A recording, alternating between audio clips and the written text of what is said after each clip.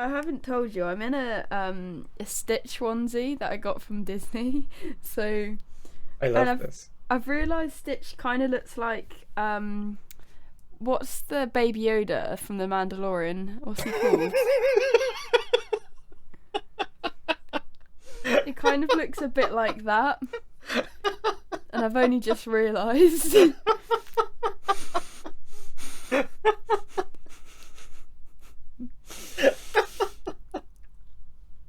Oh god.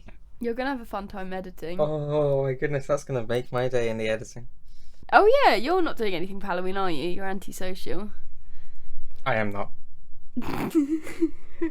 What would you dress up as if you were celebrating Halloween? Well, it's If quite you say difficult. a depressed person, I will. Well, I was gonna actually. I was gonna say. Fuck's sake. I was gonna say I dress all in black so I could represent the dark void of depression. Brilliant. Oh This my is when God. we know each other too well. Oh.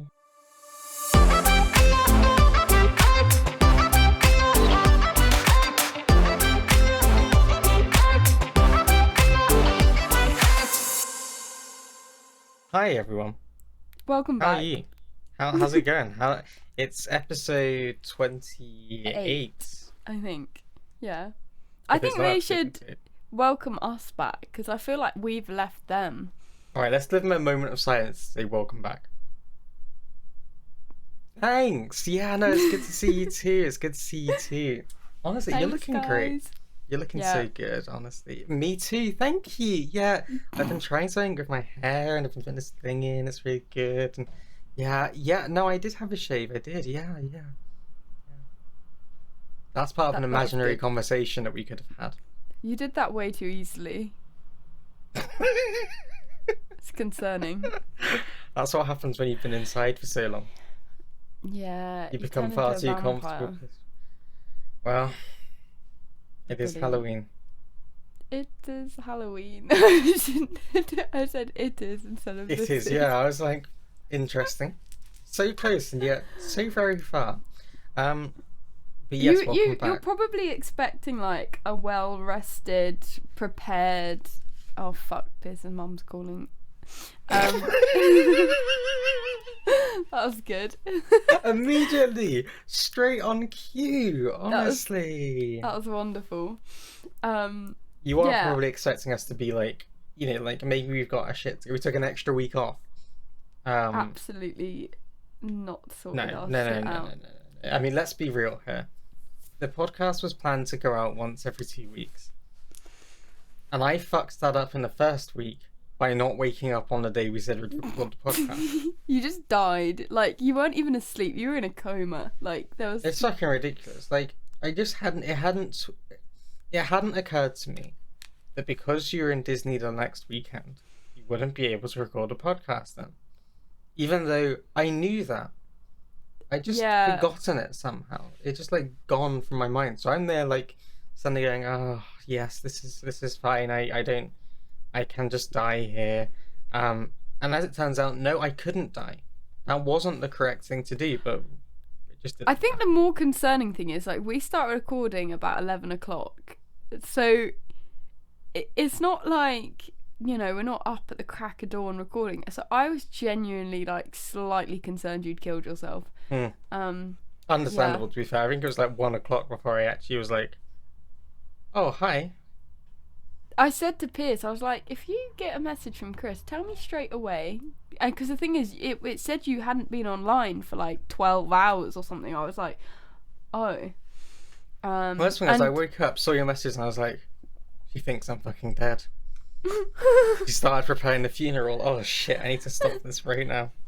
The thing was, I was like, if I try and like contact your family, then they might panic, and I knew your sister's not living at home, so it was like My mum has done that on several occasions.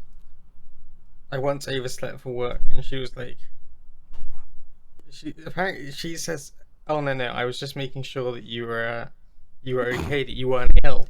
I was like, No, You you thought I was definitely dead. thought I died. You thought I died. What is this? What is this constant fear that I might be dead? I like how everyone's assumption immediately is that's it, he's gone. He had a good run. Yeah. He had a good run, but that's it. He had a good but miserable run. he had a strangely both good and awful run. How someone could do so well and yet be like this. How That's strange. amazing. That Well, I'm is glad me. I'm not the only one who fears for your life on a regular basis. It's fair enough. I'd like to confirm that hello, it is me. I'm alive and well.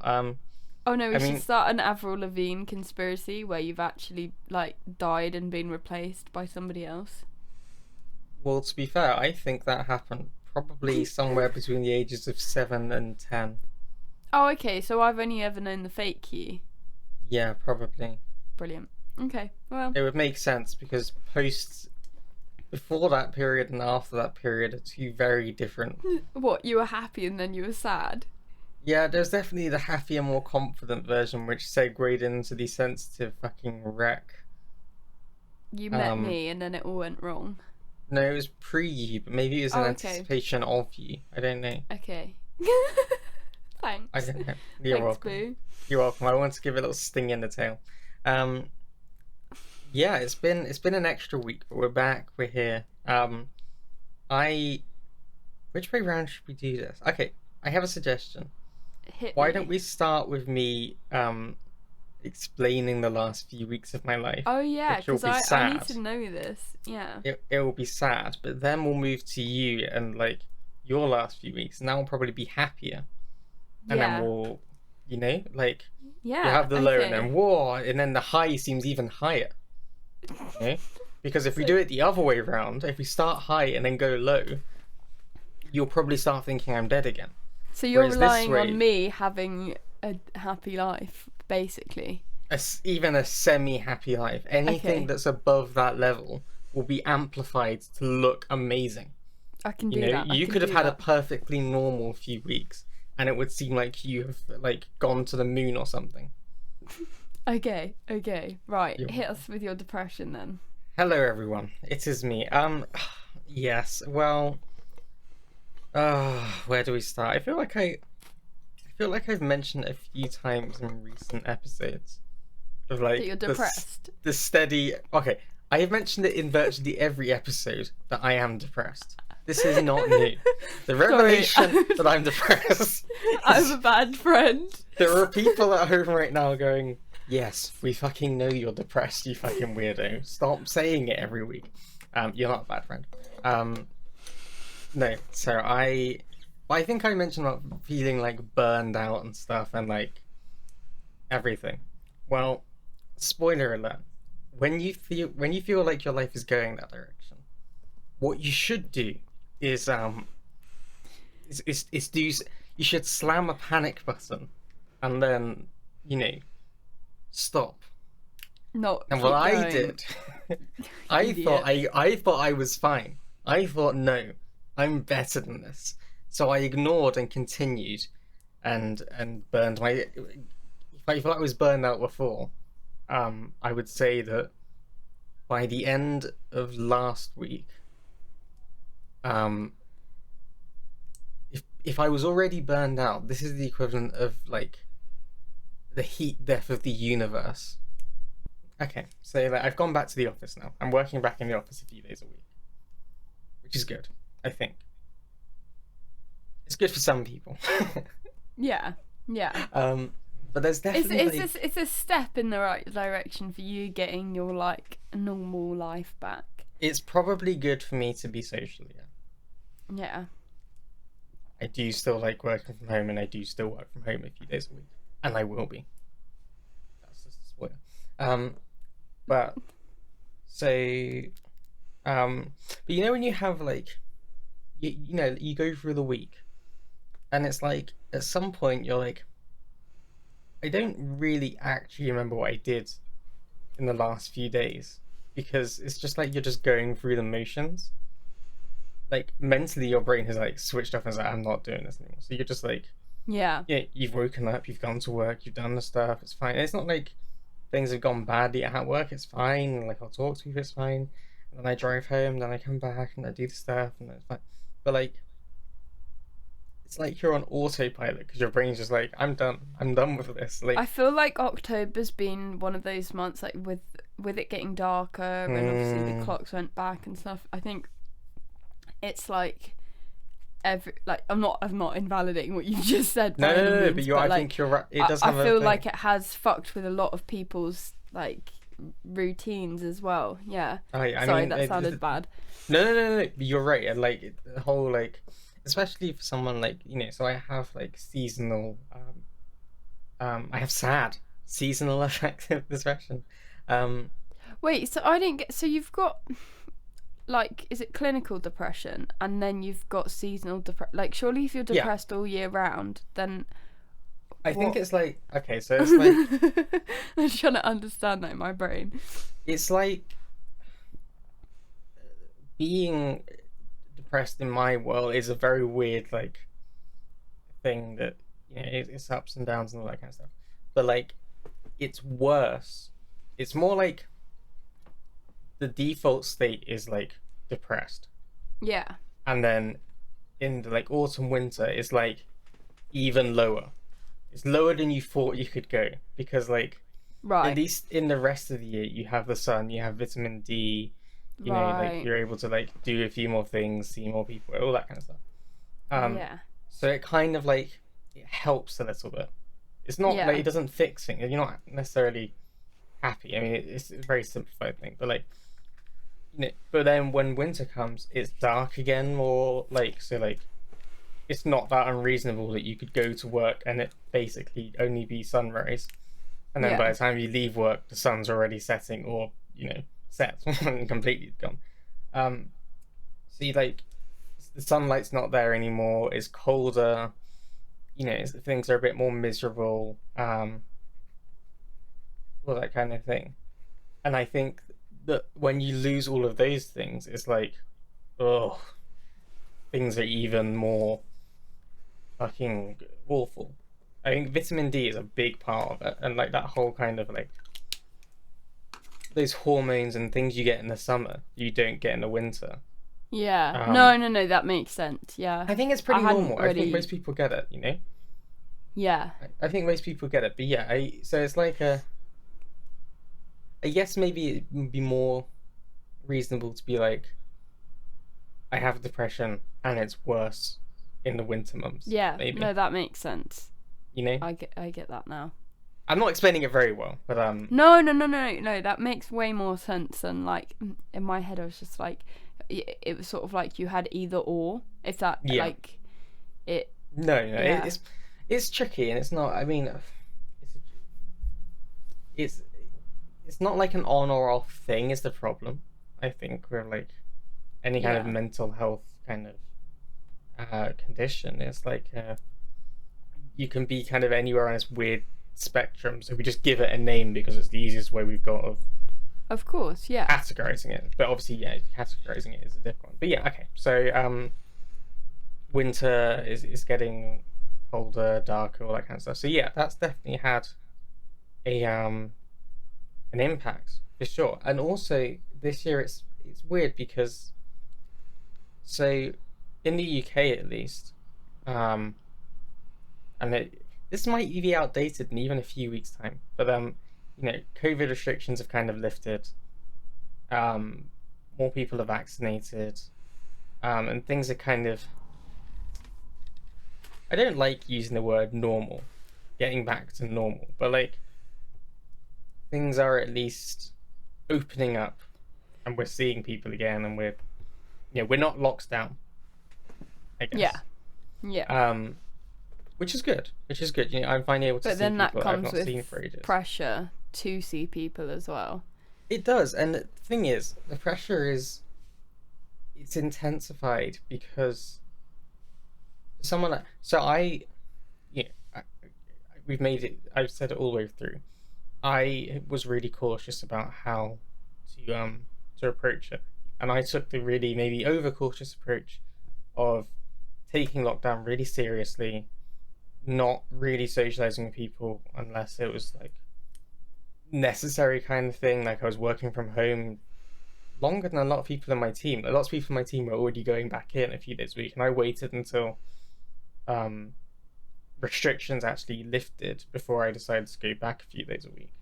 Yeah. And I still wear a mask when I go to the shop. I still wear a mask in like Yeah. the public settings and things. And I don't that much.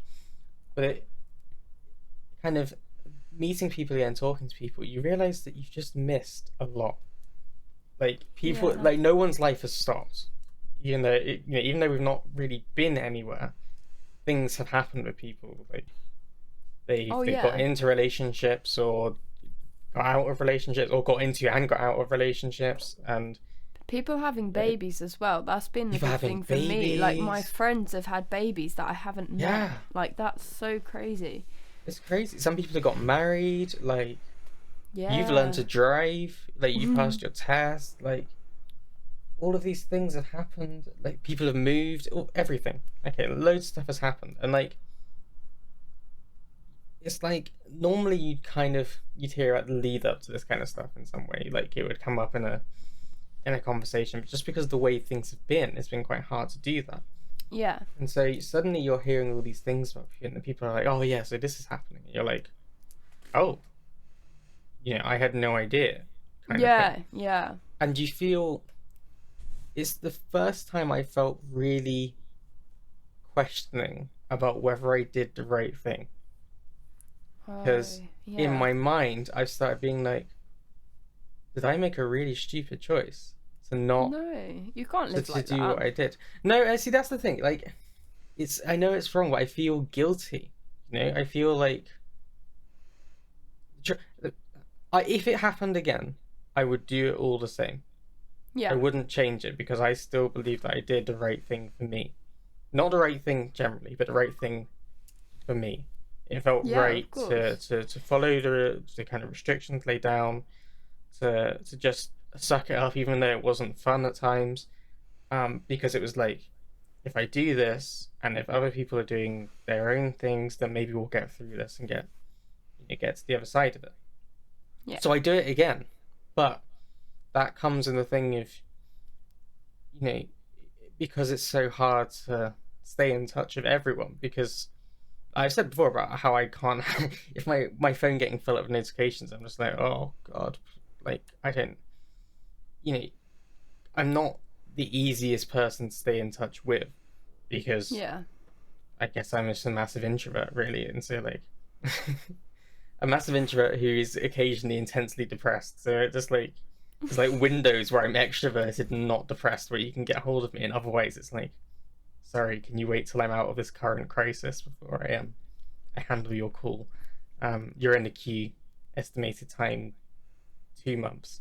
Um, but like, so you feel guilty. You're like, damn, I should have been there for this person when something shit happened, or I Yeah. can't believe I couldn't celebrate that with you. I can't believe that. And even just when you realize, like, you meet someone and like, I've seen people and given them a hug and been like, oh, that's the first time I've hugged you since like maybe 2 years ago. And like even hugging someone now is like weird. It's like, Oh oh, yeah. okay, It feels this is a thing. dirty. Yeah. Yeah, I feel like I have to go and sanitize my entire body or something. Stand under a hand sanitizer shower and be like, just wash away the germs. So it's really, and I'm not trying to be all like, oh, poor me, blah blah blah, blah, because it was my own choice to do it, and now I have to kind of deal with the fallout from that, so to speak. But like, it's tough to when you're convinced that you did the right thing, or when if you can look back at something and be like, I would do that again, but also know that by doing that, there's a lot of other things that come along with that. Yeah. It's difficult, and you feel guilty, especially because I know that lots of other people weren't being as strict as I was, which is not necessarily a bad thing. It's absolutely fine. Like everyone took it in their own ways, and that's as it should be. And you know, everyone's individual. It works out that way. But a lot of people I know did take it a little bit more relaxed than I did, maybe, and weren't weren't as paralyzed by fear at certain points as I was, and like all that kind of even now, like cases numbers are starting to rise again, death numbers are starting to rise again, hospital numbers starting to, and already I'm like, oh no, like I don't want this. I really don't want this to happen again, because like like I'm already looking at people walking around. I'm like, could you just put a mask on, maybe? Just wear a mask right now, and maybe this would help a little bit, or like just stand a little bit further away from people, all that kind of stuff. Yeah. So I'm already like starting to get more anxious about it. Not, it's not like I'm barricading the door and being like, fuck it, we're not leaving the house again. But like, yeah, you're like, I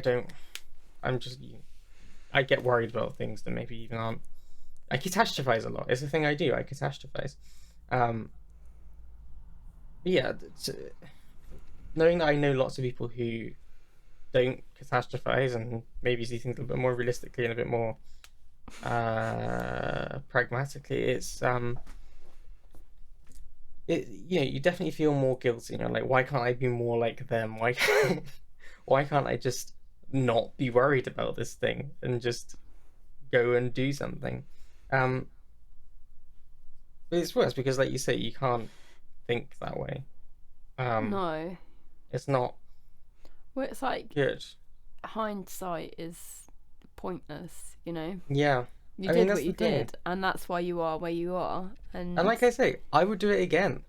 I would do that again, because I genuinely believe that even though it was a shit couple of years where I've really, things are socially and everything, maybe things are more, they're not where I would like them to be. I didn't get COVID. I didn't spread COVID.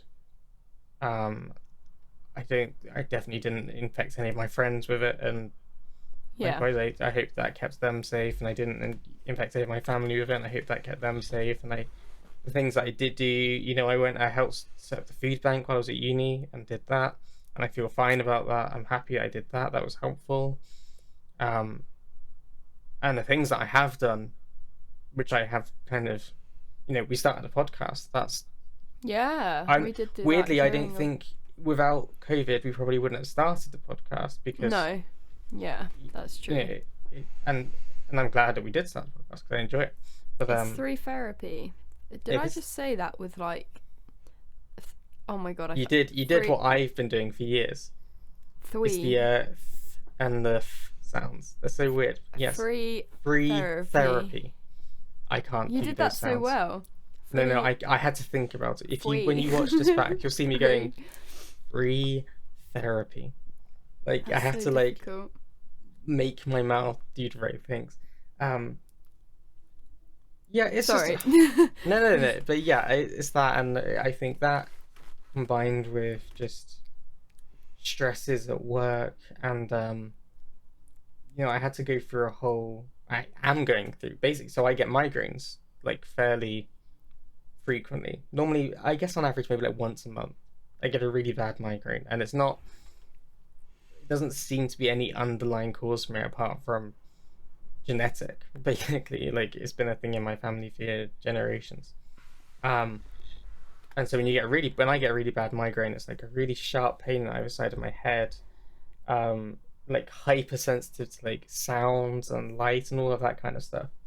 And so, unsurprisingly, I never feel like I cannot work from a laptop or drive to work, because I'd probably end up dead in one way or another, either by crashing my car or yeeting myself out of the window because I couldn't stare at a screen anymore. So it does mean that once a month, maybe or so, I have to call in sick to work, which is fine. But it does. The thing about businesses is they don't. There's what they consider to be an acceptable amount of illness. And if you're above that, they're like, okay, so is this a deeper health issue, or are you just lazy and lying to us? Do they offer private healthcare through your work? They are. yeah, I think health advice and like that kind of stuff. There's Oh, no okay, like so it's not health like insurance kind of insurance. thing. Yeah. No, no. But yeah. So I have to, and I've had, and basically because it's been more than like 3 and 6 months or something, you have to go through a HR procedure. You basically have to drill down into it and work out if there's any way that you can help treat it. Blah blah blah blah blah. I mean, spoiler alert: there isn't going to be because it's a migraine, and I just get migraines. I've had them my whole life. It's just the thing. Drink water. Literally, it's like drink water, paracetamol, wait for it to pass. It's how it goes every time. There's nothing more than that. But yeah, so that's when basically I've had to go through the procedure and be like, here's things. I had to try and make sure it's on my medical record, so that if they ask the medical record, I can see it's on there, and you have to give them details of the medication you're on and other conditions going on. So I had to kind of talk about the depression, anxiety side of the thing, and give details on that because of how that could all work. So that's very stressful because it's like, in the worst possible case scenario, which won't happen, I could lose my job because they'd be like, "Yeah, you're just lazy and you don't want to work. You're out." Um, Yeah. it actually is more likely that you could go to one of two places. If they decided it wasn't a real thing, if they decided I was just inventing or whatever or trying to find an excuse, then I could get a written warning. But a more likely response, given that, like I've said, it's a thing and I've got all these kind of things in place, is that it just goes down the record and it's accepted, and like I think they'll basically be like, is there a way we can treat it? If not, we'll just have to accept that maybe once a month or something, it's gonna happen, and we just have to go through it. And it probably helps that actually the work I'm doing is good. Like, I'm doing my job well. I'm doing my job and technically another job or parts of another job at the same time, and doing it well and getting things out on time and all that kind of stuff. So it probably helps that like Yeah, you're a good it looks good. employee. Yeah. Yeah. But it's stressful because it's like, oh god, I've got to do You're this being as under well. scrutiny for something you can't help. Yeah. Yeah, exactly. It's like I get migraines. And What and more if do you one want of from me? yeah, and if one of the causes is stress, they're actually like Oh, fucking I've had to have another since the procedure started, kind of thing. They sent me a lesson like we can have this meeting and stuff, and a couple of days later, possibly stress induced, so you can't tell. I had another migraine, and so I had to call in sick again and be like, I can't come in today because it's really bad and I can't get out of bed and stuff. Um, and it's just like a kind of like this thing is happening, and now we have to go through this, and it's stressful, and it's probably caused me to have another one. Um, Is there like a name for it if you have like consistent migraines? Like there must be a condition or something I that they think can. it's just like literally like chronic migraines kind of thing, like Oh, because it just happens. you Some need a people get spicy them name. Yeah. like another condition to add to the list. I do worry, like with your depression and then migraines, you do wonder, like you could. Oh, actually, no, I'm going to catastrophize and then panic you. Like, No. It's been mentioned a couple of times actually about the whole is there a link there, and it's possible to be fair. yeah, like Um, it's there's very something weird. wrong with your brain. There's definitely anyone who's spoken to me will know there's something wrong with my brain, but maybe not in the way you mean. Yeah, so things are just a lot, and I've reached that point in the last kind of month where it's just like a kind of I'm done now. I'm really quite done with all of this. I'm just logging off from life generally. Like everyone deal with yourself for a bit. Yeah. Which is difficult. But I guess the silver kind of lining is that I don't think we're at rock bottom anymore. That's good. I think we hit that point, crashing, screaming, all that kind of stuff, and now we're rebuilding. You know, I'm still alive. I'm still here. I'm just yeah, still depressed. But yeah. And I'm obviously not looking for pity or sympathy.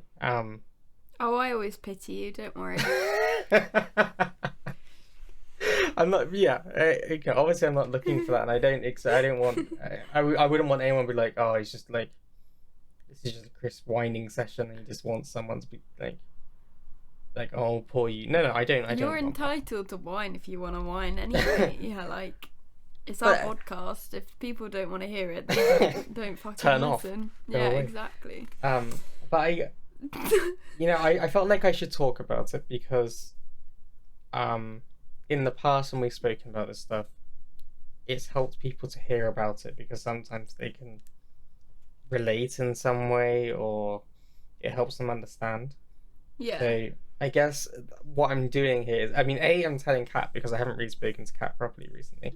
Yeah, So yeah, we've not. This really is a conversation that you're sitting in on, but also, I wanted to share that with people so that if you're having a shit time right now, you're not alone. You know, Yeah. the shit time is being had by many, which doesn't make yours any less valid. It just means that you're not crazy. Or alternatively, we're all crazy, and if we're all crazy, then we're all not crazy. Exactly. That's the logic, you see. So yeah, Beautiful. basically, big love, and please don't be worried because I'm not dead. Thank you for coming to my TED Talk. Oh my god, that was amazing. Thank you. Did you have any questions? I can't believe I'm saying that now, but there you go. I'm so glad you're alive. In terms of questions, I don't know. I do worry about you getting migraines and stuff because the thing is, it's like, I know with headaches they normally say it's stuff like, you know, dehydration, lack of sleep, caffeine, fresh air, all stuff like that. Okay, you know, stop just listing things that I'm bad at doing. Exactly, I know. Don't just list things that I'm terrible at doing. I'm like, fuck, like me looking at I don't water want you and to tea. Die at like 50 because you've like shriveled up and like no. I don't. Prunicized. I've had it since prunitized. What the fuck? Prunicized, like you've become a prune. I know what you're trying to say, and I like it as a word, but it's definitely not a word. Prunicized. I'm making a word. I love it. No, I mean, I've always had, like, I had them when I was really young. Like, it was actually scarier when you're younger because you have no idea what's happening. When you're younger, you're just like, am I dying? Is this it? Like, I remember in year 1. No way. It was horrible. Like, I was vomiting kind of thing. It was really bad. Oh my god. And I remember just like, and my teacher, you know how your teachers sometimes would have like, they'd have their afternoon off where they're just like marking or something. Yeah. They go and you'd have so I basically sat in the staff room with my teacher. She was really lovely. And I just kind of sat there and she was like waiting for it to pass or this kind of thing, or like just because I think my parents were like, I don't think they could come to pick me up that just yet. I think like yeah. I think there was some reason why they were both busy, which makes sense. Yeah. But yes, it was like I kind of waiting for. So I remember like, you know, it's happened for as long as I can remember. I've had them. Sometimes more frequently than other times. Like the start of the year, probably all right actually. Probably it was fine for a few months, and then it picked up, and there's probably links to stress. Yeah. And it's probably linked to that, and it's probably linked to other things going on in life. And also you have bad eyesight as well, stuff like that. I fucking awful eyesight. Yeah, there's loads of things it's fucking dreadful. Like, I'm a broken you're bad human. At that is, no, that's it makes sense. It's just like, yeah, it doesn't worry me any more than any of the other things also wrong with me worry me. And I wouldn't be, I'm not about to drop down dead. Famous last words. Oh my god, don't say Chris. No, I'm not going to. It's not going to happen. But okay. It's not a new thing by any means. And I've got through 22 years without like finding out that my head has exploded. Yeah. So I don't think it's that my head has exploded. I think like I've had 2 migraines in my life. Damn. Yeah, I know. Like, give me your life. legit. And even then I was like, oh, it's a bit weird me getting a migraine at such a young age and that, and like not you like dying every week. I know there's a guy at work who I really can't well, he's left now, but he is a cool guy. He's not dead. He is a cool guy. But he got migraines fairly frequently. Yeah. And it was just like a thing that it became like a, you just have to you just have to accept it and kind of manage it kind of thing. And sometimes you can tell when it's coming on. Sometimes there's like a lead up to it. Right. Like sometimes it's like in the back of my neck and things. Yeah. It will feel really tight for a while, and that sounds awful. You're convinced I'm about to die, aren't you? You're genuinely slightly. convinced this is it for me. No, but like, I'll let you slight because I know how bad there. they are. That's the thing. It's like, horrible. It is horrible. I couldn't move. Awful. Yeah, that's. Yeah, no. I literally have to just. I bought myself an eye mask. I have this like eye mask thing now. Love because even like with my eyes closed, sometimes it was like ah. So I have that. I have like, basically it's like a migraine survival kit that lives next to my bed for the mornings when I wake up. Sometimes I wake up at like, I've had things I wake up at like 5 a.m. and it's there. And no it's wonder just like, you're depressed, like living in constant fear of like, your head feeling like it's gonna explode. So like I woke up at 5 a.m. and been like, whoa. And I've had to like message in at 5 a.m. and be like, work's not happening today because it's not gonna get better. And then it's literally a case of like eye masks will go on so it like blacks out things, earplugs in so that like there's no like, because it's like the tiniest noise is like horrible sounding, and like just trying to get the painkillers out and everything, and then it's fine. It normally lasts about a day and then it kind of clears mostly, and like I say, it's like normally once a month at most. Yeah. So it's not like it's every day I'm like, ugh. But oh it's my not god, fun. you get to like I mean it's on a yeah. it's like your period. Yeah. I'm glad you were on the same wavelength there. It's like you get to sort of experience being a woman. I have my own monthly struggle. It's a different struggle. And almost certainly nowhere near as bad, but no, well that's the thing. I guess the thing is yours will probably be like really, really intense for like a day, and like whereas a period would probably be like less intense for a longer period of time. Yeah. So. Relative for me, it's some of the worst pain I've ever felt. So like for me, it's probably as close as I can get to understanding it, and it's not the same. But I, after one day, already want to find a shotgun and fire it into my skull so that it will end. So consequently, I can't imagine a similar vibe, yeah. that, but for a couple, like for a few days or maybe longer, like no thanks. For me, being on my periods, like either I want to kill everyone else or I want to kill myself. That's the two options. It's based just direction on which way the gun is facing. Sometimes it's both. Like I'm going down and everyone's going down with me. Oh man. Oh god. But yes, look, I'm fine. I know that Kat is now. I know that when I edit this, there's gonna be 30 I'm minutes gonna be of like Kat there, googling like symptoms, like fuck, eyes got wide, brain like tumor. Oh my god. Anyway, look, I've already spoken for longer than I planned to. So, Kat. Oh right, so I've got to bring the happiness. Yeah, Okay. you see, I told you it was gonna be like. You see why we couldn't go to this afterwards now? Yeah, no, I did. That would have been awful. Now you can come in and just be like, oh, I've had a few weeks where nothing's happened, and we'll be like, hey, woo! I've actually had like such a good few weeks, but the negative bit, like just to get that out of the way first, is that when you've had like a really good few weeks and then you're just like exhausted, and you just like, I've been. To be fair, how many days did you make it into October before you realised you'd overbooked yourself? I think it was before I even entered October, where it was like, fuck my life, I have no days free. Yeah, no, that was not, and I even cancelled plans, and I still ended up like absolutely shafted. I last night, so normally, like, well, recently I've decided that I was going to try and, like, reduce my sleeping pills because I'd got into a good sleeping pattern.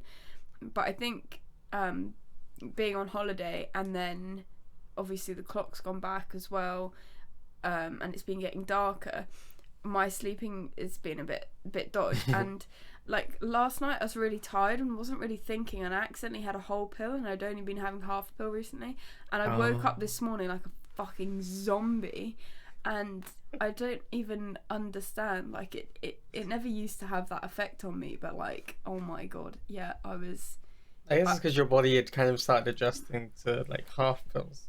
Yeah, it was completely like unnecessary. Like I probably could have slept like for the rest of the day if I didn't like be like, you have to get up now.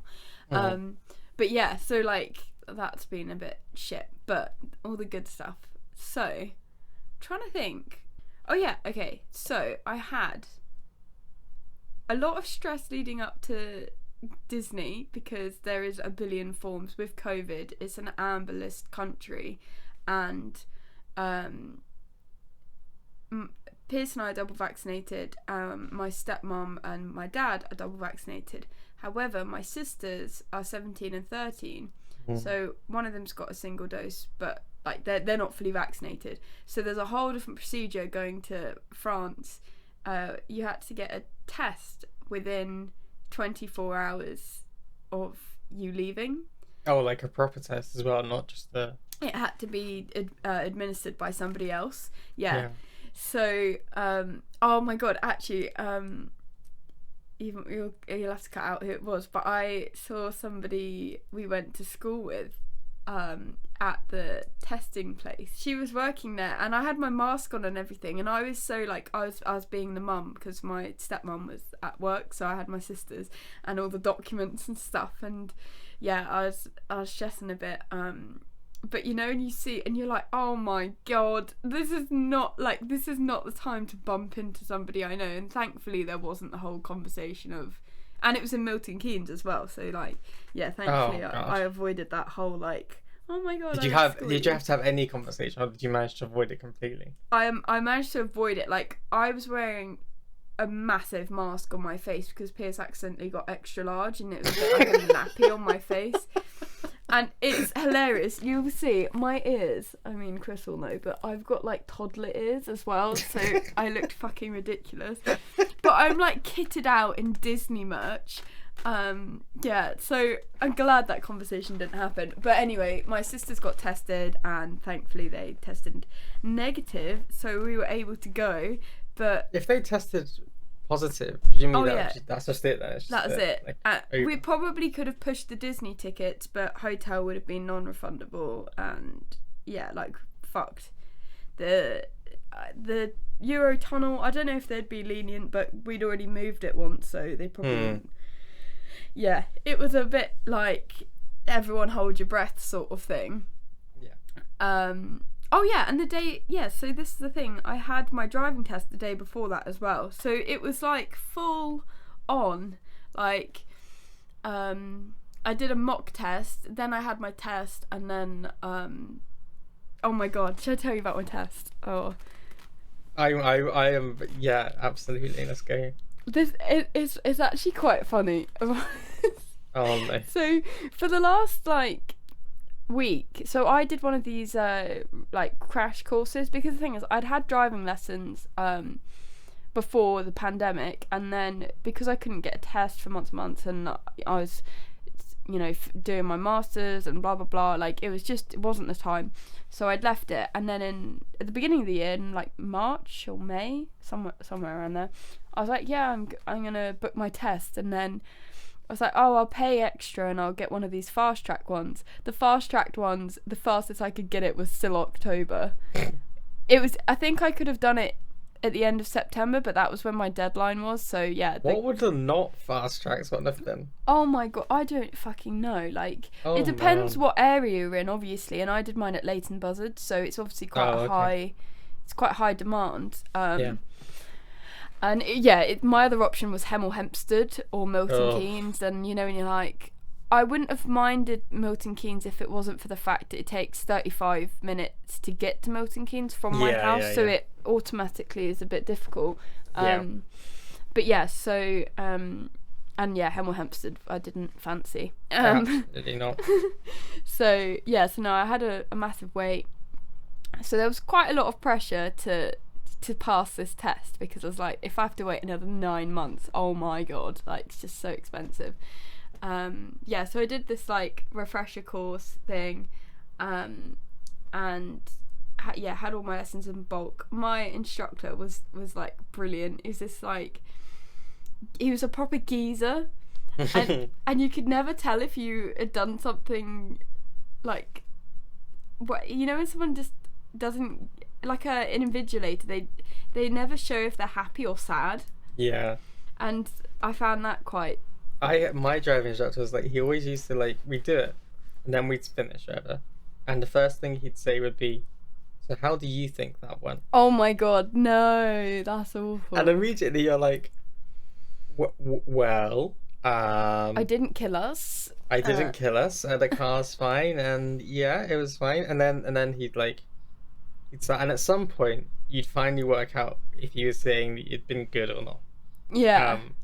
And you know, it wasn't like it was weirdly like good, because it made you think about what had actually happened, and you had to like, yeah.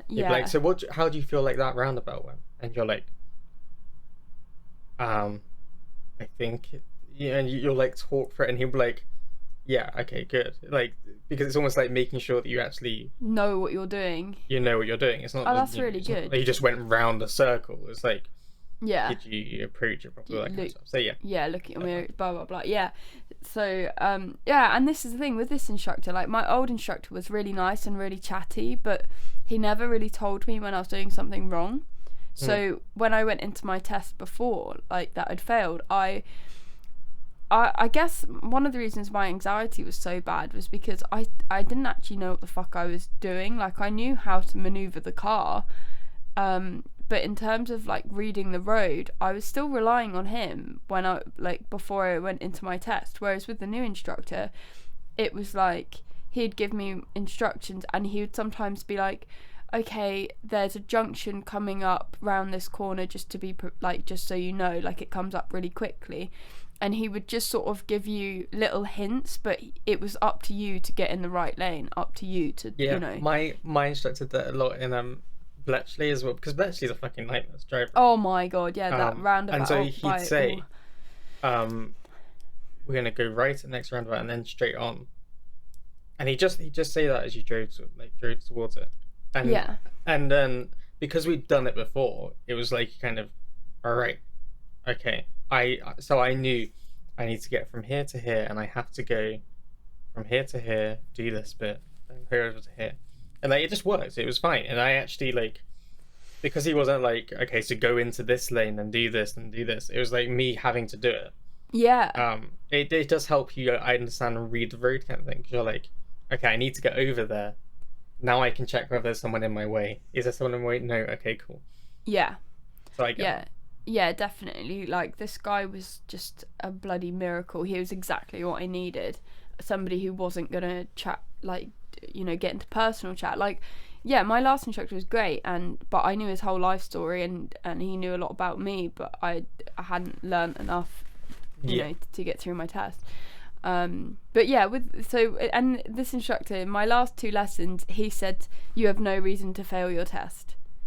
Oh, that's great. But the thing was, I was like, well, if I fail now, then this is really embarrassing. And he said, you shouldn't get any more than 5 minors. And I'm like, okay, no pressure. But see, did you find that was like, on the one hand, like, kind of thing, but also like, he believed in you kind of thing? Yeah, because the thing is, I hadn't got any indication whether he thought I was a good driver or not before that. And then when he said that, I was like, oh, okay. Yeah, and I guess I did feel different before my test. I felt like I actually have a shot here. Like, I wasn't chancing it so much. Like, it didn't, yeah. it was just, the thing was, I just went to pieces as soon as I started an exam. I get it with all different types of exams, but yeah, there's this like absolute unnecessary panic which causes me to make stupid mistakes. It's like when you open up, I always used to get it when I open the exam paper up. You you have the questions, first, and like, then you'd be like, I don't fucking know any of this. This is all Yeah. over. And then you'd go back and be like, okay, start from the beginning. yeah, and it is completely like that. And like, I remember a teacher saying to me once before, like, you don't have to open your paper straight away. You can have 30 seconds to just like have a moment and collect your thoughts before you start. And yeah, and like, and my instructor, but then the last thing he said to me was, don't fuck it up in the first 5 minutes. Like, don't like, he said, if you get through those first 5 minutes, then you'll be off with it. And oh my god, worst thing that he Staring at said a to clock me. for 5 minutes, like, come on, we gotta do it. Well, this is the fucking thing. I get in the car, answer my questions. Oh my god, it's so weird with COVID because they have to like, they wipe down the door and stuff, and you have to sign on a piece of paper, and everything is like done on iPads and stuff now. Like, there was just quite a lot that was different. You have to like both wear a mask as well. Yeah, and I think the window has to be down or something like that. Yeah. And so I'm in the car, and then I'd parked in the most, they put cones as well, so they social distance the cars. In case the cars give each other COVID. Yeah, exactly. I guess it's because you've got people coming out both sides, and they're trying to limit it because they're seeing new people, like 7 different people a day, each person in a confined space. I get it. But I then parked like quite close to this sort of curb bit that was like, I don't know how to explain. You know, like the little islands where they have like a tree or something between the parking spaces. Sorry, I was explaining. And then on the other side, I had cones. And so when I'm pulling off, I'm like, okay, I'm looking at the cone. I'm looking all around me. There's no one there. Forget about the fucking curb, don't I? And I touched the curb, and it sort of like jolted a tiny bit. And my instructor goes, was it like you just like hit it, or like did you like go over it, or? I think I like went over it. It was such a small, like, because it wasn't like my wheel was scraping against or anything like that, so it must have been I just went over the end of it. Like just something like that. I'm not in I think I probably turned prematurely. I maybe should have come out a bit and then turned. I don't know. I was like in my fucking 5 minutes of panic at this point. I'm like, oh my god, I don't want to sit in the car going to Disney having failed, and my family ripping me to pieces. Do you have your instructor in the car with you as well? No, so this was the other thing. I was going to ask if my instructor could be in the car, because I was like, at least if I fail, then he can pick up every point that I've fucked up on. But they said I couldn't do that because of COVID. So I was like, great.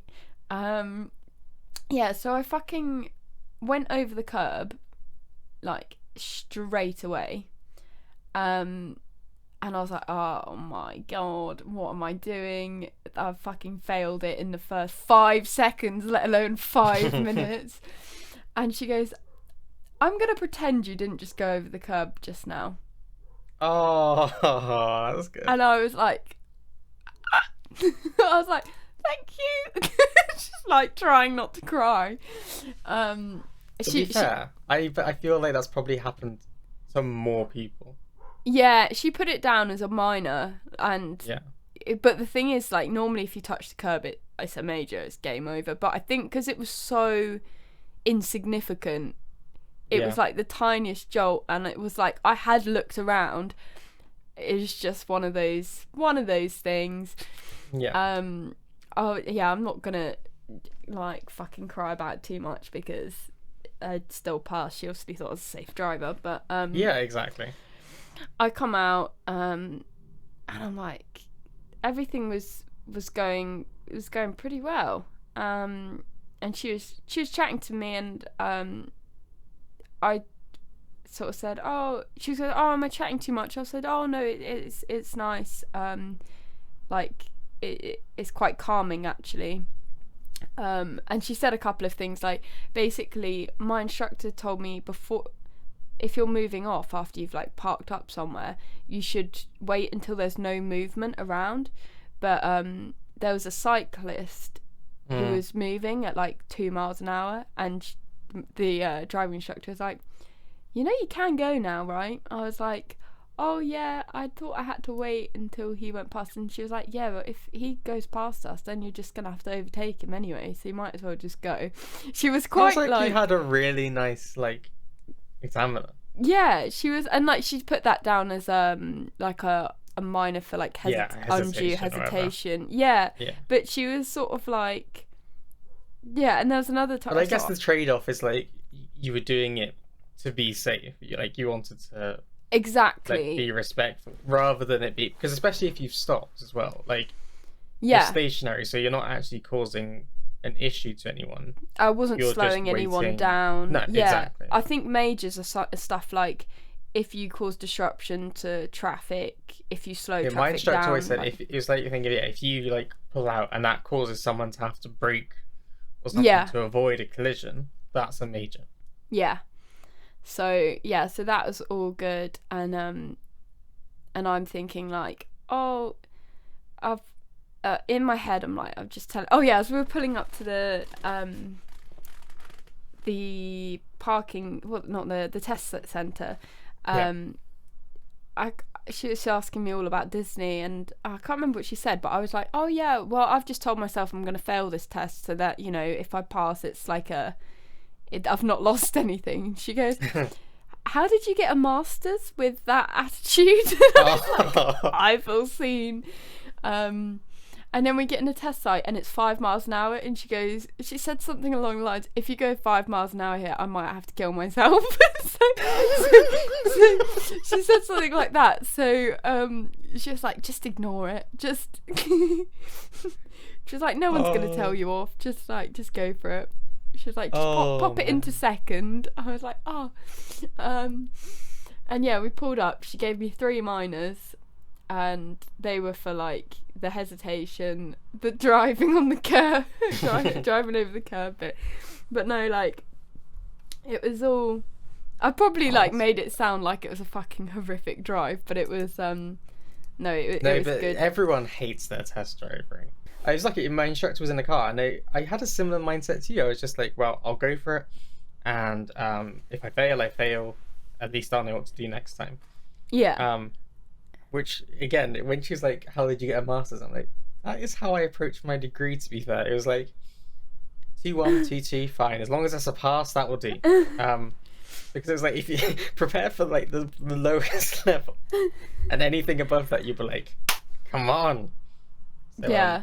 100%. I think I asked my mum, and my mum was like, I couldn't remember how many minors I got. I think I had 5 minors in the end. Oh, so, wow. Congratulations, basically, you know. Yeah. She also got 5. So, you know. Oh, wow. Pierce got no minors. Do you know how shitty that is to live with someone who got no minors? None. He failed his first test and passed his second. Oh, no, that doesn't count. Come on now. He failed first time. Yeah, exactly. No, fuck him. Yeah, but he was like, oh yeah, no, I definitely thought I had minors, but then they said I had none. You know, you're like, you fucking what? I can't compete with that, can I? No. I bet he said it while smiling. And he is a very good driver. Yeah, no, he was quite. Yeah, a little smug smiling there, wasn't there? Little bastard. But he is a very good driver, so I'm not surprised.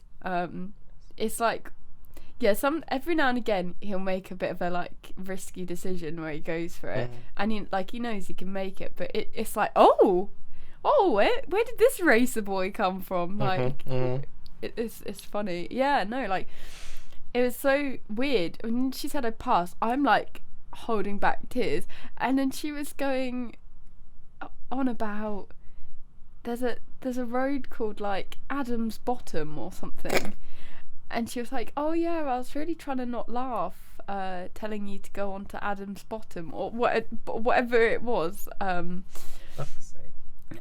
But at this point, I'm like holding back my tears, and she was like, "Oh, was that not like?" She was like, "Oh, sorry, was that not funny or something?" It's like, no, I'm fine.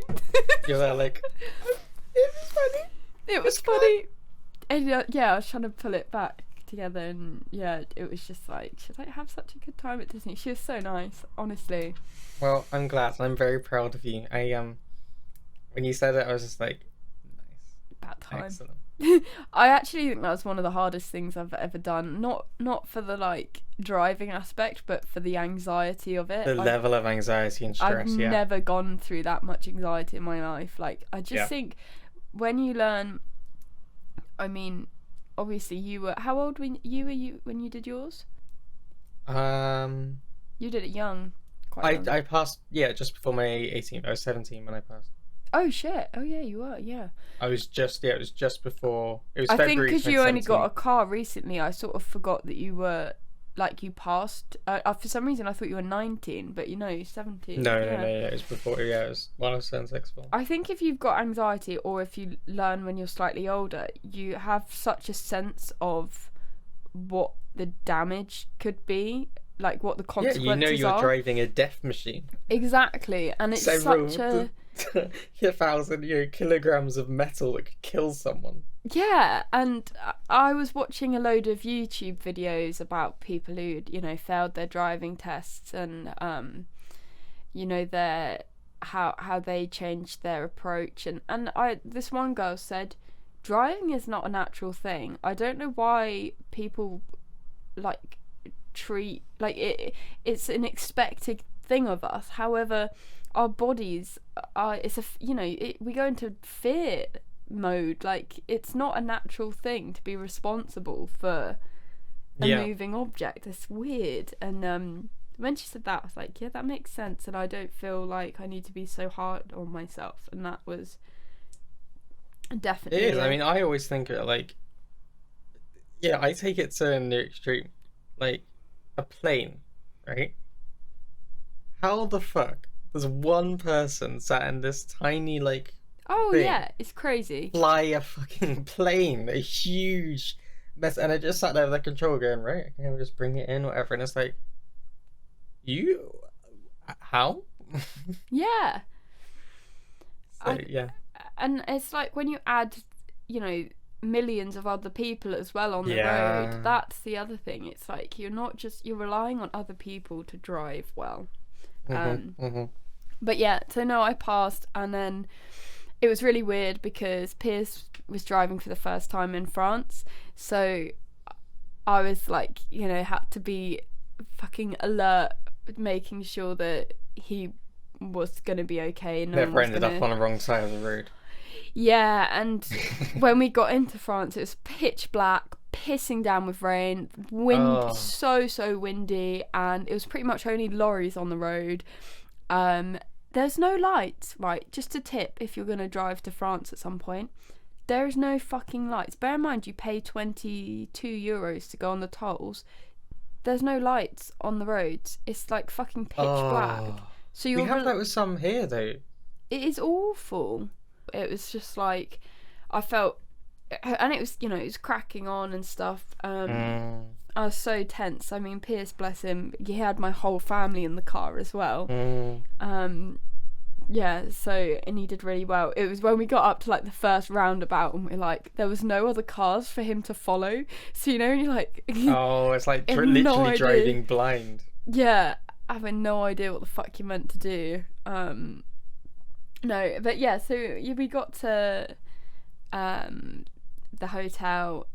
It was quite cute. Our room had there was sort of 2 rooms with these partition walls that you could slide, and then a sofa bed and like table and kitchenette with my sisters in, and then obviously me and Pierce were in one, and my dad and stepmom in the other, and so it was really like we were all really close together, which was nice.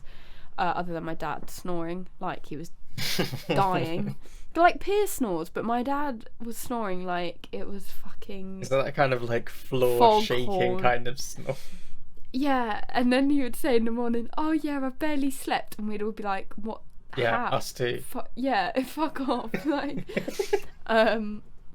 yeah, and we had my sister's birthday as well, her 17th birthday. She got driving lessons and she got a laptop from us, so she was very happy about that. And yeah, and then we were in Disney for 2 days and it was so good. They've updated some of the rides since I'd last been there. Like Space Mountain is now Star Wars themed. And like you like fly into the stars and it's really cool. And where else? We went to the Ratatouille restaurant and it's all like oversized. Oh, I love like that. yeah, like you're meant to be mini. And we went on the Ratatouille. Oh my god, I got so car sick on the Ratatouille ride. It was like 4D, and it just. I heard someone else saying that the other day about the Ratatouille ride. Really, I could not. I literally had to sit down for like 10 minutes afterwards. I thought I was gonna be sick. I was just like, this is not good. Yeah, so we did that, and it was really nice. We went around Paris on one day as well. It was fucking pissing it down. I felt really bad. It was my stepmom's first time in Paris and my sister's first time in Paris, and I took my sister to all the like the designer shops and stuff, and it was so wet we didn't even want to go into anywhere because it was just like, yeah, going into Gucci like a drowned rat. So yeah, no, it was funny though. And yeah, it was just like high after high. We got back, and we'd got my dad. He's a big Leeds supporter, Leeds football, Leeds United. Yeah. And we got him tickets to see Leeds versus Arsenal. Oh, nice. At the Emirates Stadium. So Piers drove down to London, and we had my sister in the car, my dad, because I didn't have insurance. Oh yeah, that was the other thing. People forget this, like, I don't know if their parents help them out or what, but when you pass your driving test and then you don't have no insurance and it's like £1,400 to get insured, so you're like, great, well now I can't drive anywhere anymore. This is great. Why do you think it took me like 4 years or 3 years after passing my test before I finally got a car of my own? Honestly, and it's still fucking expensive. It's so expensive, and yeah. So I was like sat in the car, like, great, can't drive now. We went to London, yeah, and they went to the Emirates Stadium and had a great time. So it was like, but then after that, you know, you're like, fuck me, I'm so dead now. It just was back to back, and I do have insurance on the car now. I don't. It's technically temporary. It's till March. But guess how much it cost to get insurance till March? You're gonna like hate your From life. now till March. Yeah. Okay, if I'm gonna hate myself, it's because it's gonna be really good. So let's go for £400. Half. Fuck off. It's 200. I don't know if it's Get true. out. Yeah. You didn't get that. No. I know. So basically, I'm a named driver on Pierce's insurance thing, but because his insurance expires, because I wanted to start my own policy, but the thing is, it doesn't make sense for me to do that until his ends and we get the new tour van, because he'll move his policy onto the tour van and then I'll start mine. But yeah, so it just worked out. He's got 7 years, no claims, no points on his license or anything, I don't think. So it worked out as £200 to get me insured till then. Oh, it is a feeling when you actually like. I still get it now when I do some shopping and they're like, okay, and now I'm going to, and you put the shopping in the car and you're getting in the car and just like, you're like, this is my car. I'm adulting. I own a car. Like, yeah. This is mine. It's fucking wild. Yeah. It's Welcome so... to the young person's dream. Basically, we realise we own something and we're like, wow, I'm never going to own anything. And then it's like, it's so great, but the fear of then losing that freedom or what have you.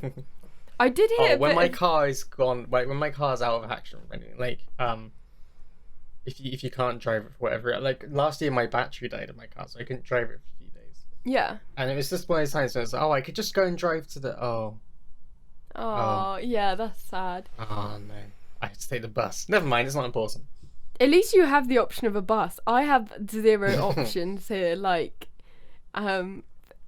Steve made a joke saying about, oh, like you know, you've got your insurance now. You're gonna, oh no, you got your license now. You're gonna drive off and leave us all. And Piers looked a bit serious about it, and then I was like, you're not scared that I've got a license and I'm just gonna fuck off. I was That I've used you. I've got your car. Fuck off. I'm gone. Bye.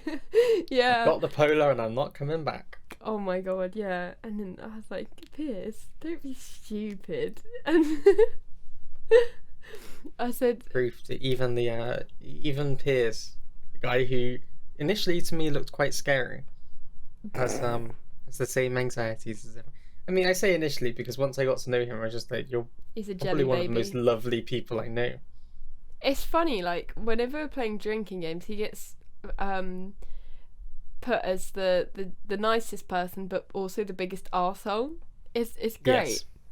It's like he's the biggest arsehole because he gets people makes people do silly things. He's like the naughty like the devil on your shoulder sort of thing. Yes. Yeah, he's bad influence. Yeah, but Should we go on to the music? Yeah, I don't want to no, cut your story oh my short. I suddenly was like, we should go on to the music. yeah, defo.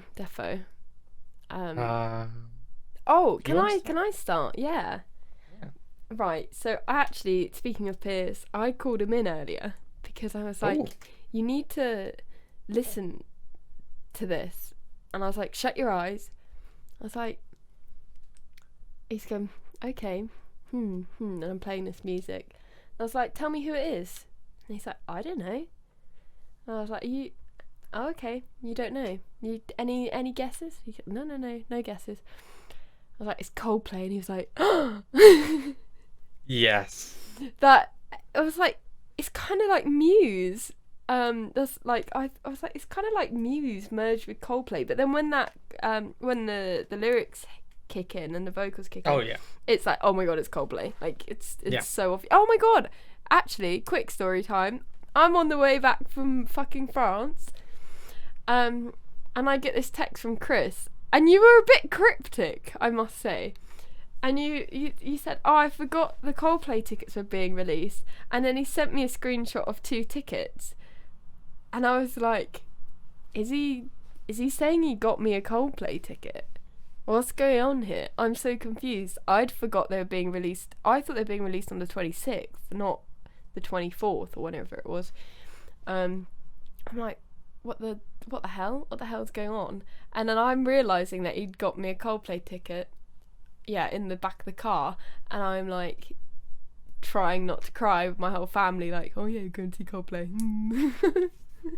Honestly, it was so like the new album came out and it's been I love we'll talk about the album in a minute, but so I knew that the tour had been announced that we were going to go on tour, and I called it. May I add? Yes, on very this true. podcast actually. Very true, and it has been I've been a fan for like a proper fan for like 10 years. I'd say longer because we've been friends. Well, for Milo 10 years. Xyloto came out 10 years ago. Oh, okay. I found out the other day. But I'd say longer than that. I think it was 11 years ago, and I was properly getting into music, I think. Like when you're younger now, you just like listening, oh, this is fine, but you didn't really know it about it. Yeah. So yeah, but like everyone has always said, even people who dislike Coldplay, they've been that like their live shows they're good at doing are live shows. banging. Yeah. And so it's always been something I've really, really, really wanted to do. And I've never, for different points, I've always had, it's been difficult to do with like either being too young or not having the money or not being near me or anything like that. I tried to buy us tickets when we were about 15, 16. Because I had enough, I had just enough money in the bank to get both tickets, I remember. And my English teacher was like, "Why are you on your phone?" I was like, "I'm trying to buy Coldplay tickets." She goes, "Oh, you should have said, do you want to step outside and try and get them?" It's like, what the fuck? Oh, man. And I had my aunt at home trying to get them, but I couldn't get them, so we didn't go. Sad times. No, it was really tough, and it's really, so, we've missed that, and I've always wanted, and we always said, like, if we got to see it, we'd want to go, like, together to see Together, it. Because, yeah. It's they've been my favorite band this whole time. It's like basically, if you become friends with me, you end up either, getting sick of hearing about Coldplay, or alternatively, you just accept it and learn to love it. It's been successful with many of my friends. So yeah, it got to this last week, whatever, and the tickets were released, and I was in my depression spiral. I was at the very low point ever. I knew the tickets were going to be released, and I was at work at the time when they were getting released, so I didn't get them. I wasn't there immediately. Nathaniel actually messaged me, and he was like, "Oh, have you got tickets?" And I was like, "No, I've not got tickets. So I haven't." And did Nathaniel get tickets? He did, yeah. Oh, cool. He's going on a different day, I think. Oh, okay. Well, so yeah, so I left it. I was just, and I got to the point. I was like, if you don't do, like, you don't want to do anything right now. If you don't do this, if you don't buy these tickets, you're gonna feel so miserable in a year's time when you realize that you've missed out again. Yeah. Like, especially because I don't think it's gonna be like their last tour, but it's like, if this was their last tour and you missed out just because of this, yeah, and you let your depression win this time, you're gonna hate yourself for so long. So I was like, no, fuck it, I'm gonna find some tickets. And I went on, I looked, and initially there wasn't much, and I realized it added a couple more days in London because it was so popular. Imagine selling out at Wembley, even though you have like 3 days booked out. Imagine having to add. Insane. That's incredible. Insane. So like, they it's like they initially had like Friday, Saturday, whatever, or Thursday, Friday, Saturday. And I looked at those and I was like, there's some tickets here, but I'm not sure about the seats. Like, these look a bit shit, and like some of them are really expensive, but really. Oh shit. Yeah. It's like. Whatever, and I was like, oh, I don't know if I should be standing or sitting. I'm so confused. So I was just completely gone. And I was like, hang on. Let's look at the week afterwards, because people are going to try and go for like the weekend ones, because that's what, Yeah. they're not. So I was like, okay, Wednesday. Who goes to watch something on a Wednesday? No one does that. Wednesday. And I found these seats, and I was like, well, that looks kind of good because it's seated, but it's got a potentially good view of the stage. It's actually pretty close to the so they're not going to be like completely tiny, kind of thing. It was actually like it was much cheaper than I was expecting. I was like, this is not too bad compared to some of the prices I'd seen. Like, isn't it? I was just like, fuck it, I'll do it. And I was looking, I was going to message you about it, and I was like, oh, but you'll be coming back from France. Yeah. To be fair, I was, because I get car sick, I wasn't really looking at my phone. When I was messaging you, I was looking, then looking away, and then looking. I was just trying desperately. Well, that was the point. I messaged you, and I was like, I've missed out on these tickets. Yeah. And then I was like, no. Okay, you know what? Fuck it. I'm just gonna buy. And I was like, just do it. Just fucking do it. It doesn't matter. You can deal with the consequences of this afterwards. Yeah. There's 2 tickets there. This is like, we want this. Yeah. Just fucking, if you want it, you can have it. Go. Did it, bought the tickets, and I was like, how do I tell you about this? I'll just drop this here and see what happens. And then when you were like, is one for me, I was like, of course it fucking is. Who the hell else is it gonna be? I was just so confused. I was like, oh my Imagine God. me flexing like, I've got tickets, I'm gonna go see it with someone else, but I just wanted you to know about that. I'm like, no way. And the thing is, I knew you wouldn't do that, but because they were so expensive, I was like, oh my God, like, yeah. No, I was just like, fuck it. I found my credit card and I was like, right, gone. Yeah. And then when I was in the car, I was like, right, I was like, this is too much money. I was like, I need to send you the money. I was like not looking. I was like putting in the stuff. I was like, I really hope I'm sending this, because I had your PayPal. So I was like, I'm trying to do it, but not look at it, but send it to the right person. Like, I really fucking hope this is, because the only other person I have on PayPal is somebody I'm not friends with anymore. So. Oh God. Yeah. I could think as well was, I was like, oh, but I haven't even asked you if you're happy to pay this much. And then I was like, I don't even care if she's not. If she only wants to pay like a quarter, I'll be fine. I'll just accept this because I want to go and see my favorite band Well, in the this is world the with one of thing. my favorite people in the whole world. Like, come on. I've literally, like, since being an adult, I was like, I don't care if I have to take it on my overdraft. Like, it is happening. Like, I don't care. That's like, the thing it is will that work. there's no good like. I don't have any regret. Like, uni's finished. I can book time off work. I can get transport down there. I can do all this stuff. I'm old enough. It's like, everything was like aligned, and I was like, you will hate yourself if in a few months' time you realize that the only reason you didn't do this is because you were sad and depressed, and like, we're not gonna let that. We're gonna. This is a fucking. And you've thing. got like enough time to prepare as well. Like, it's in it's August, is it, next year? Yeah. Yeah. So. And because I know I was going with you, I was like, hey, it's gonna be fine. Like, someone's got my back through this. It's fine. Like, it's fucking. Yeah. I've never been to Wembley Stadium. I was just so, and since we did it, since I booked it, told you about it, I've been so excited. Like, it's I know. I keep helped remembering. me. I'm like, oh my god, oh my god. It's probably helped me because it's like something really positive to look forward to. You know, Yeah. like the amount of gigs that got cancelled because of COVID. I had like 4 booked in. Yeah. Before COVID, and then they all got cancelled. Because I ended up getting refunds for most of them because it was like rescheduled to things that I just couldn't do. I was like, well. Do you know what I hate when you don't get like your booking fee back or your Oh yeah, what is that? or like and you know you've cancelled on me, mate, and you're still taking money off me. They were really they really didn't want to give you the refund either. So I was like going through like, you're gonna give it to me. I'm gonna get this money back from you. But anyway, yes, we're gonna see Coldplay. I'm fucking pumped. So And oh my god, we're gonna get kitted out in merch as well.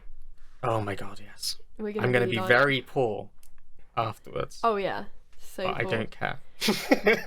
I don't care. Legit. Allow me this. I don't care. Like I was like, oh, do I talk about this? And now I'm like, I don't really care if people don't like us. Because it makes me feel good. So it's gonna be such a good show, and you know there's gonna be good support acts as well. And this song, okay, I listened to it and then I realized I've heard this before. Have you? Oh, the introduction. No, so this was originally one of the demos for Viva La Vida. No. This song is from that like era. Really? Yeah. I'll send it to you afterwards. It's like a demo, and it's literally just Chris playing on the keyboard or on the piano, sorry, and like whatever, and like it sounded just like a demo. It's like, oh, this is pretty pop. But then to hear it like this finished was like, oh, that's so good. My guys, I love it personally. I'm not just saying that. I genuinely was like, I'm like easing my way into it because like I find with Coldplay, like you appreciate each song on a different level, and sometimes listening to it as like, you know what a lot of people did is they listened to it before. So Spotify initially fucked up and uploaded it where there was new album tracks, they uploaded that, but where the tracks had been singles already, they just used the single version, so it didn't actually flow because you know how like often songs flow into each other. Yeah. Like the single version doesn't have that flow in from the previous track, so it's just like, oh, this sounds shit. And people were complaining about it, and I was like, I'm gonna wait an extra day. So I heard it when it was actually properly on there, and I was just like, oh, that's good. My guys. So yeah, I mean, look, I really love this song. It's very different. It's not what you'd expect. It's not. It's really not. This whole album is very experimental. Yeah, kind of. But not in like a.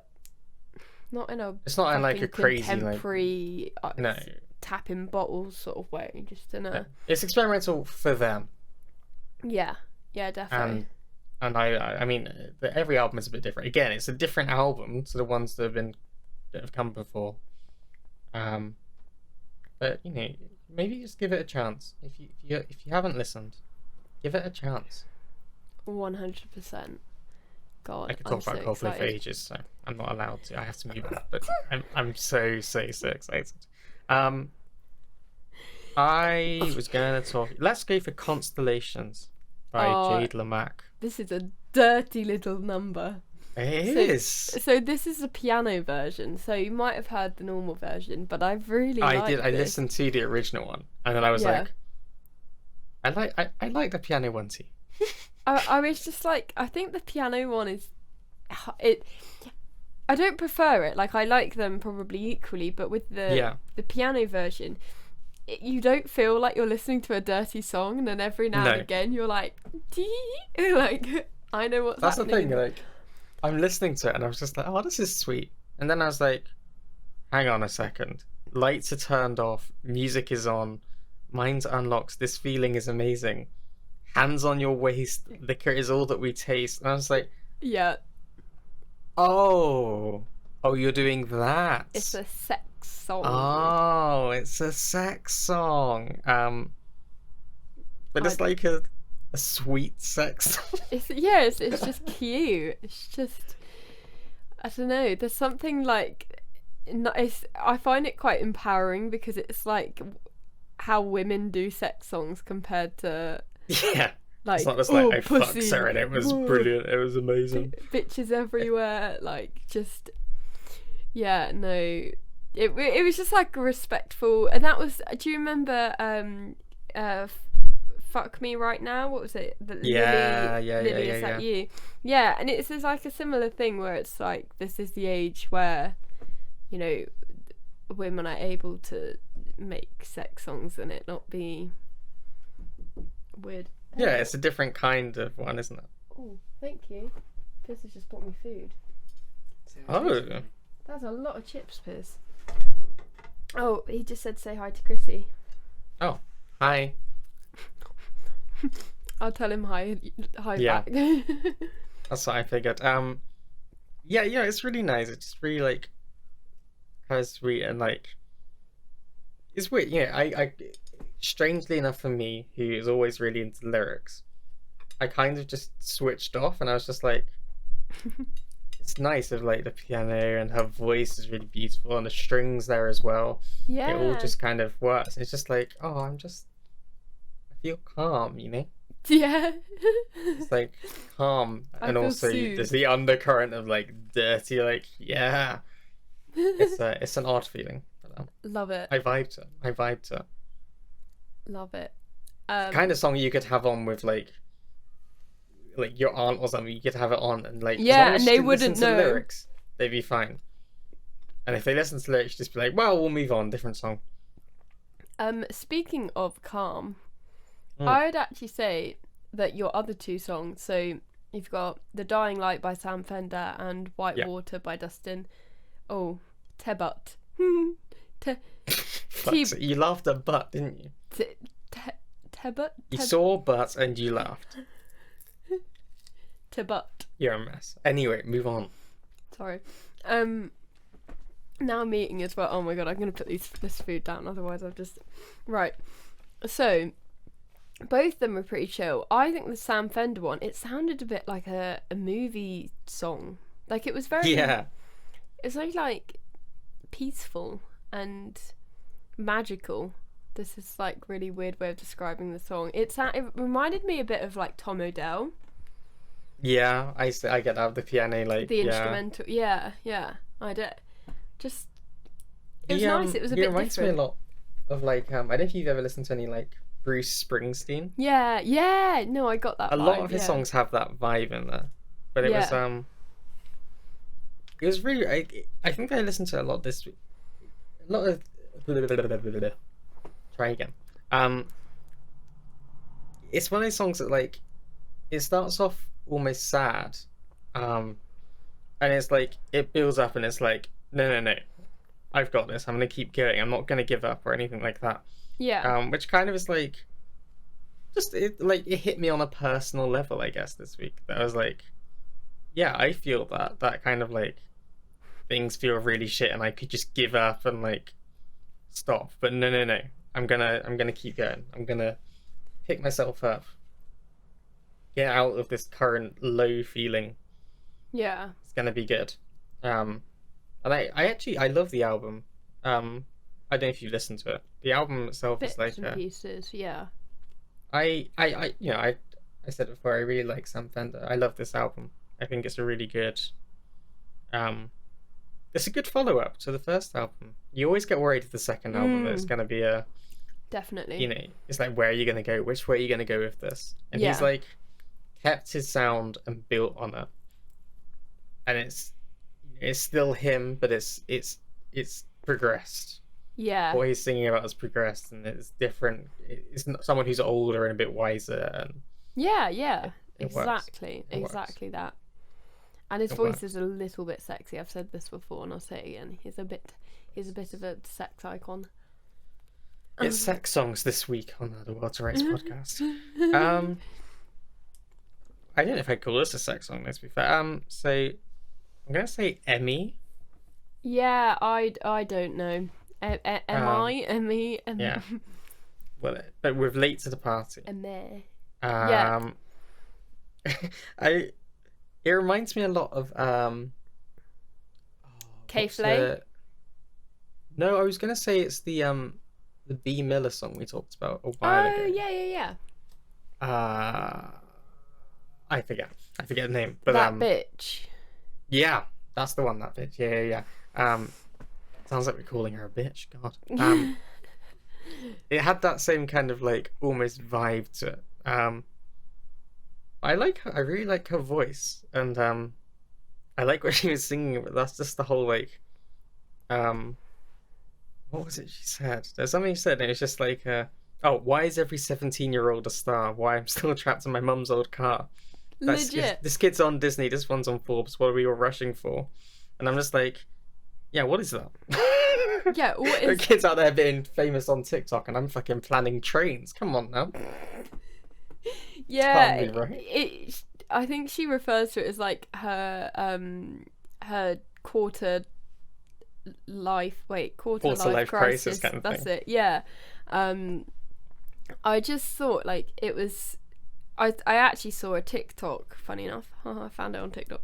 There was a video and they were playing with her band at Yale in midterms, and they were having like a house party or something, and it was just like such an anthem, and then I was just like, this is so relatable, and I love it. And it's sort of like Billie Eilish meets K-Flay. Yeah, it's just I very see that. The production, like the beats and the way the vocals are processed and stuff, very Billie Eilish, and then it's got that sort of spunk of K-Flay. Yeah. And I get that. I just really like it. And it is relatable. When I put it into the playlist, so I put it in a couple of weeks ago now, I think. Yeah. It was literally just starting up, and now she's got something like 90,000 listeners on Spotify. Literally went from like a couple thousand to 90,000 in a space of a couple of weeks. It's crazy. I vibed with it. It was good. It was a bop. Yeah, love it. I like one to watch out for sure, because I think she did all the production for that song herself, and I reckon it's pretty polished. Yeah, I reckon she'll work with like some really top-notch producer and come out with a hit at some point. Yeah. Definitely. So Dustin Tebbutt. It's just with Dustin Tebbutt with White Water. Brilliant. It just like kind of Mumford and Sonsy, but not. I don't know, like that sort of indie chill. You know what it weirdly kind of reminded me of? It was a little bit Jordan McCamper. Yeah, I see that. Different voice, but like similar vibe. Yeah. Even there's something in his voice that reminded me a bit of Jordan. It wasn't like that is a compliment. Not, but it's a massive compliment. Come on now, Jordan McCamper, winner of the Jordan McCamper Award. I know. I still need to message people and get their addresses to send them. Honestly, I can't wait. Jordan McCamper's gonna be insane. I got this from I got it from watching someone on Twitch. Big wow. It was actually Max who it seems to get every time. It's when he's like, he likes to play these chill kind of songs in the background, like piano, guitar kind of thing, kind of acoustic kind of feel. Yeah, I'd never heard of him before. Dustin is from Australia, I believe. Oh, that makes sense. I just assumed American, but that's like my default. Yeah. Um, He's just got a really nice voice, really like oh wow, he's the very quality of popular. it. I The thought he quality was. of it's very nice. I'd never heard of him before, but yeah, like he No. seems to be actually quite popular. Maybe it's like just starting to break out in the UK. It might have been that Yeah. he was overseas. Sometimes it takes a while for artists to like get over. It's like Yeah. the American chart and the English chart. There's some overlaps, but then I didn't realize how different they were. it is like there'll be some bands that America hate that we absolutely love in England. Yeah. It's crazy. I didn't realize that I'll keep it short, but like Arctic Monkeys. What that they only recently started doing well yeah. in America. Yeah. It took them like a few albums to get big in America. Yeah, it's wild. No idea. That's why I've noticed with a lot of upcoming artists, they try and tour as soon as they can in America after they've got enough money to go. Like they're just trying to balance it out. It makes sense. I never understood it before, and I was like, oh, you literally just have to try and force your way into the the charts. And, yeah, it's like Lewis Capaldi. I think he took a moment to do well in America as well. Really? I might be wrong. So weird. I think he like it was because he was doing all of the festival scenes for a few years and then got to top of the chart sort of thing, and then I think he worked on America, and then there was the whole Twitter stuff that helped him out. Right, what was the last one? Last song was Tangerine Skies. Oh yeah, I've actually Declan listened J. to this Donovan. quite a lot. Actually, been listening to it Yeah. in the car. I liked it. It was like a late. I think in my brain it's like it's a late summer song. Yeah, You know, like summer's. It's like the dying breaths of summer. Like it's it's getting colder now. I'm looking outside and the wind is fucking blowing. It's like cold again, but like the sun's still shining a bit, and I was just like, this is a bomb. This is just it's a very good like feel Pop good. King vibes. Like you think of Yeah. like Sam Smith, Lewis Capaldi, like those people. It sort of would fit in. And it's another Declan. There's a lot of Declans going around these Oh, days. fucking Declan's in music, man. Yeah, Declan Kennedy, Declan McKenna. Yeah. Yeah, it's all popping off. Yeah, I no, just- really good song, like really catchy, and just I don't know, I like listening to it in the car. Yeah, I can see that. It definitely yeah, I think it'll be on my getting me in the mood for working because it will actually make me smile. Just as I listen to it, it just makes me smile. It's just like I also think the song name Tangerine Sky makes me think of like a bath bomb or a fragrance, like a soap or a candle. Like it's just I don't that might yeah, be I a had bit- that like a scented candle kind of thing. Oh my god. Yeah. I see that. Yeah, it's beautiful. I think Good pop. I think it's like such a mix this week. Sometimes we end up picking like very similar stuff to each other, whereas this week it's like a bit of everything. You get a bit of everything. You've got from like indie chill to like sex song to party song to like poppy to Coldplay experimental. You've got a bit of everything. But yeah, no, look. Congrats, you made it to the end of another podcast, everyone. Whoop whoop. Yeah. Cat's eating it. I'm bursting for the I'm toilet. eating. So I that's need the good. toilet as well, and I'm a bit sweaty in this onesie. I'm not gonna lie. Oh, It's a bit hot. You're gonna have such a good time. Oh. Though when you're chatting about depression, and I was like, I'm in a fucking Stitch onesie. I literally look ridiculous. I was trying love not it. to laugh because I just love it. thought I this think that's the best thing. situation. Yeah. it's better because then you'll get to the point where it's talking about migraines and you're there like an anxious Stitch, just like Sad. I'm ready. Right. I'm ready. Yes, thank you. We'll We be love back you. in 2 weeks' time with something. Yeah. Fuck knows what, but it will be something. It'll be 2 weeks' time because I'm gonna do it. It's gonna be amazing, and we'll see you then. It'll be beautiful. Cool. Love Goodbye. you. Bye.